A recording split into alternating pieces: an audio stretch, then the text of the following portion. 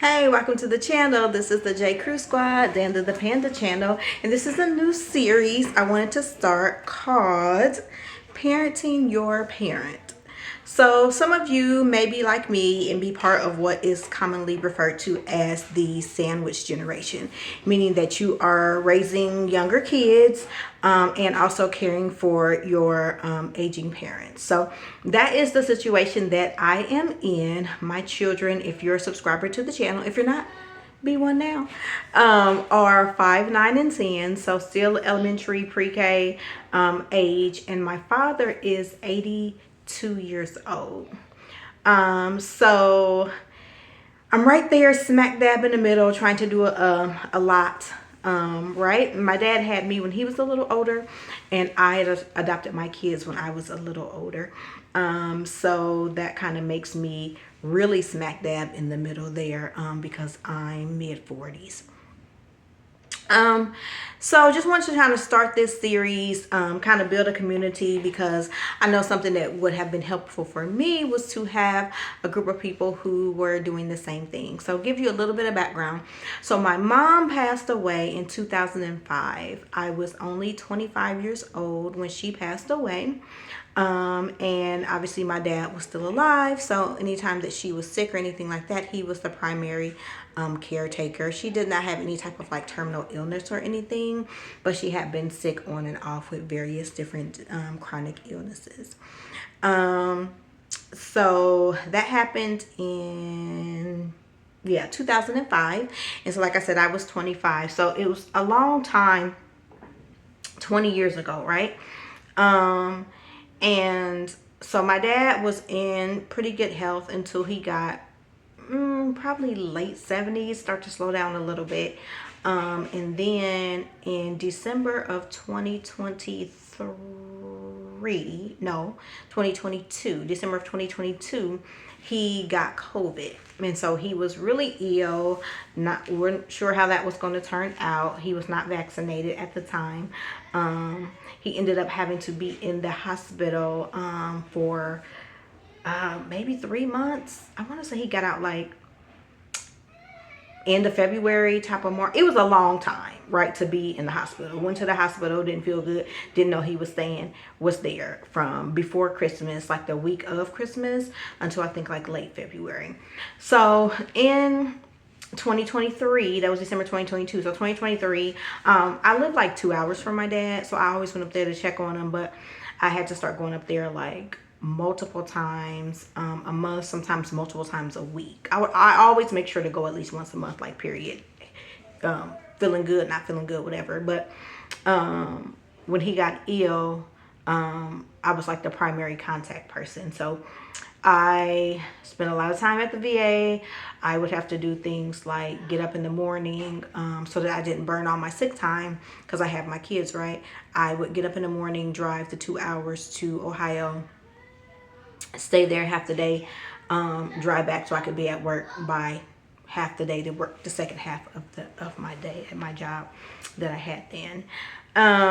So it was a lot. And then my dad's just not really dealing well with aging.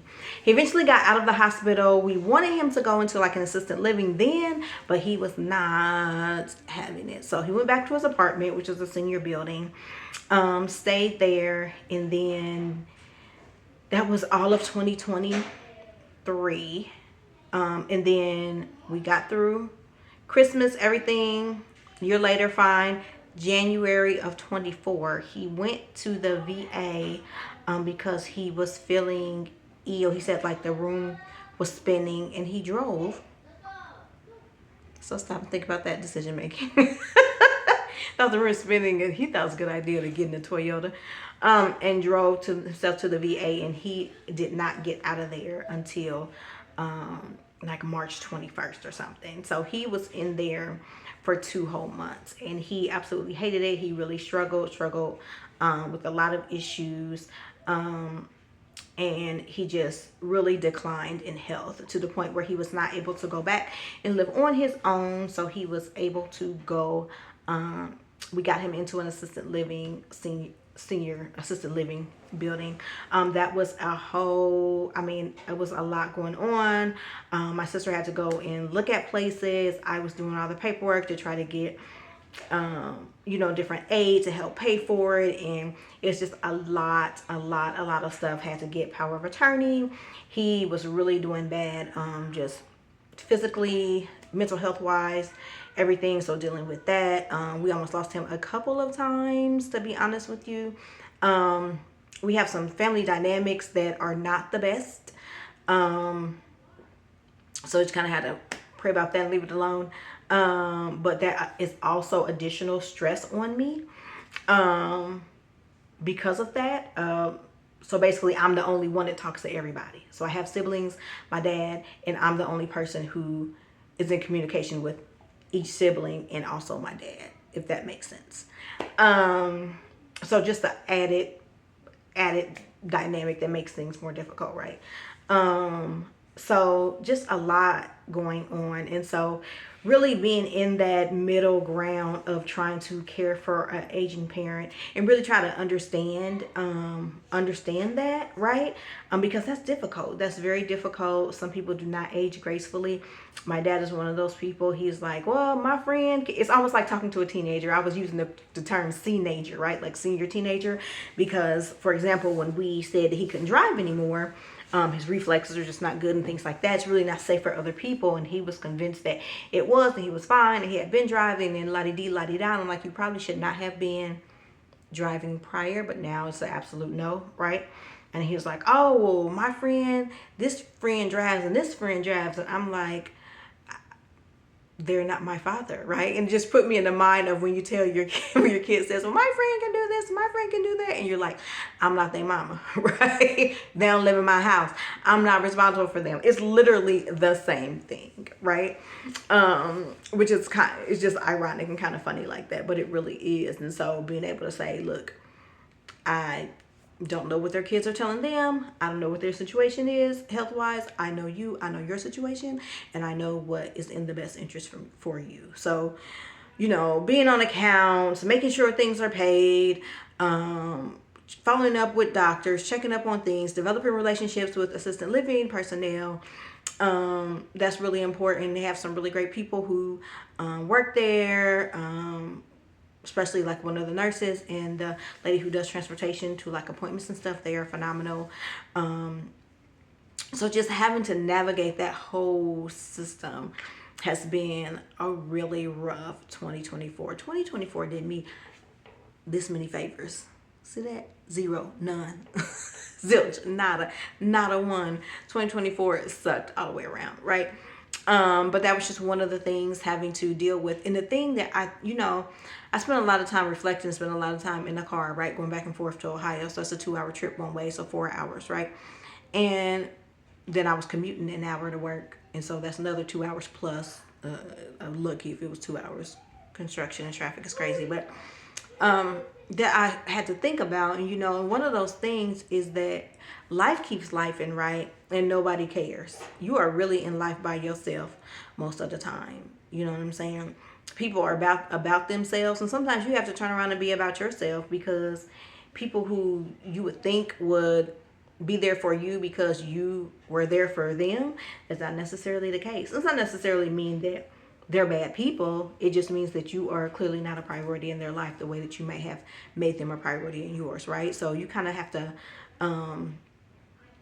move accordingly, and refocus and reprioritize on what you need to do to make sure the people in your immediate household and your parents or whoever you're caring for are okay, so that's one thing that I really learned in 2024. Another thing is that, when it comes to the world of work, a lot of times people can say that they care and they absolutely do not care about you. Those jobs do not care about you. And that's something I knew, right? I've always been taught that. You always know. But sometimes people can fake in front in your face, and sometimes you fall for it, right? And you think that people are good people and that they're different. But I'm here to tell you that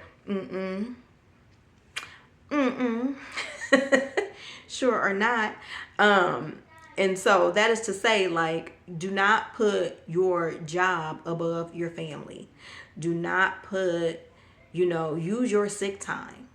You know what I mean? Use your vacation time. Use your flex time. Use whatever it is. Reclaim your time.